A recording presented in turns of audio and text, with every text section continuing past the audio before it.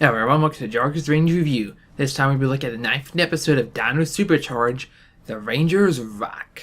And this one is full of all sorts of interesting things. For starters, it picks up right off where the last one left off.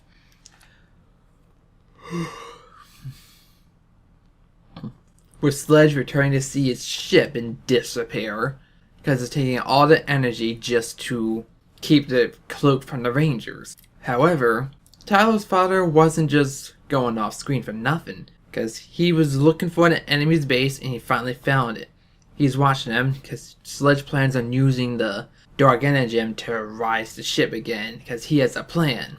But not before Poisandra gets mad at him for being okay and missing for months on end while she had to cry herself to sleep. And isn't that touching? But he says no.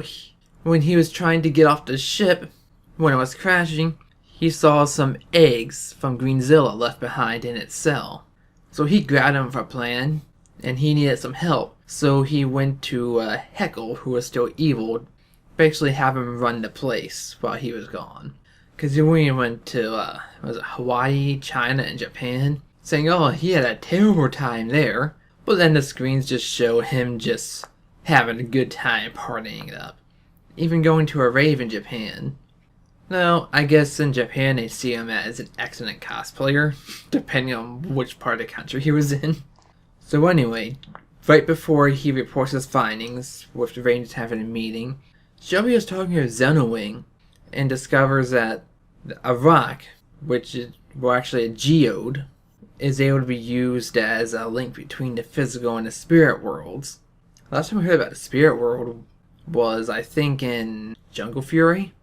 Anyway, he uses that to create his Zords, and he gives Shelby the most basic instructions for how to do it, though she doesn't believe she could really pull that off, even though Xenowin was able to do it way back in ancient prehistoric times.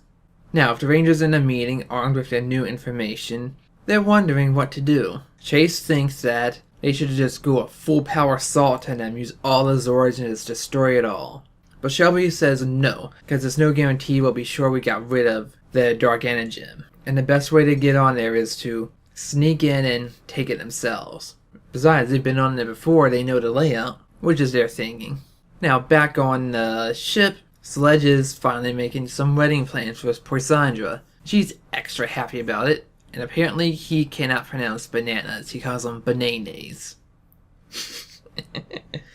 That was a good moment. And Poisandra is really taking the spotlight for once. I'm liking that. So when the Rangers were in the woods and they were almost there, they tripped off their sensor alerts. At which point, a monster called Medusa attacks them. And yes, the name is how it's supposed to sound. He's a Medusa knockoff. He has an amulet that if someone gazes into it, it turns them to stone. To which he does to all but 3 of our Rangers. Shelby, Prince Philip, and Tyler's father. So the 3 of them are hiding behind a tree when surprised, Heckles attacks them, and it scares them off. At which point the 3 of them just take their petrified allies and put them back into base. Only one left unhurt besides them is Keeper. And they discover maybe we should have used a Megazord, but the 3 they have right now don't have cockpits, so they can't form a Megazord. Until they decide, well, maybe we need to make a new one. And the only one that knew how would be Shelby, because Xenowin explained the basic process to her. She really didn't believe in herself, but she still did it because there was no other choice. She chose a Spinosaurus because it was big and powerful. So when they put it on a geode and put together, oh yeah, and they say that works a lot like the crystal beds for powering the charger and energens in the base, because of the crystal lining in it or something. It sinks into the ground and melts a hole, and they actually use Keeper's spirit in it, because he is a bit of a warrior, and they sense where it's going and they follow it. It actually leads them to where Heckle's hiding out, and he explains that ever since Arcanine destroyed his homeworld, he thought of nothing more than restoring it, trying as hard as he can. And then Medusa comes and attacks them. But this time they're ready for him. Our Rangers morph. Well, not before they do some regular fighting. And Shelby actually runs and kicks it while holding her hand in front of her eyes. That was really cool to see. So our 2 guys are fighting the monster after they knocked the amulet out thanks to Shelby's kick. And she and Heckle destroy it. But Heckle doesn't stick around. He says, word to the right. But Heckle does not stay around. He says to Shelby, word to the wise, you better get off this planet soon.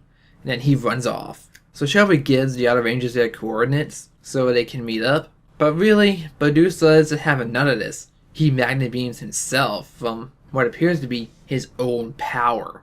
Nothing shows that it was being magnet beamed from the ship at all. So they use their new Megazord, the Spinal Charge Megazord, combining with the Angular and Pagazords, and they make quick work of them. They have main attack with a boomerang, finishing move being a whirlwind of using it. It looks pretty cool, and it's a dark shade of purple. More purple than the Purple Ranger's Megazord, that's for sure. But it doesn't destroy him. It just makes him small again.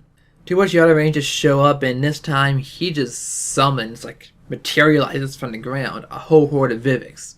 So now all 10 Rangers are in battle, and they are fighting against all these Viveks using all the abilities, with just Tyler fighting the monster. Till Shelby tosses the new Dino Charger for his supercharge mode, and he's really kicking ass with the boomerang.